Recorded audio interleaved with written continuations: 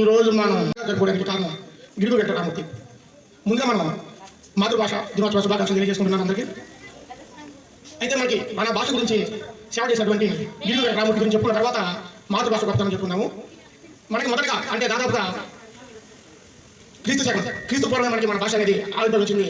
తరువాత 11వ శతాబ్దంలో నన్నయ్య కాలంలో నన్నయ్య అనే కవి ద్వారా మనకి తెలుగు భాష అనేది మనకి అందుబాటులోకి వచ్చింది. అందుకని నన్నయ్య ఆది కవి అంటాం.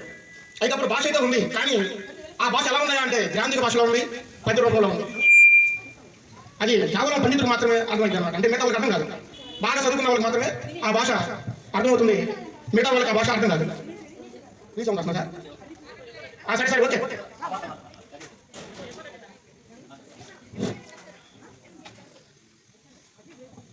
సరే, ఈ రకంగా మనకి గ్రాంధిక రూపంలో ఉండేది. ఆ గ్రాంధిక రూపంలో ఉన్న భాష ఎవరికి అర్థమయ్యేది కాదు, పద్య రూపంలో ఉండేది. ఇదేంట్రా బాబు, చదువుకున్న వాళ్ళు మాత్రమే అర్థమవుతుంది తెలుగు భాష, చదువు వాళ్ళకి అర్థం కావాలా. అందుకని చెప్పని వ్యవహారిక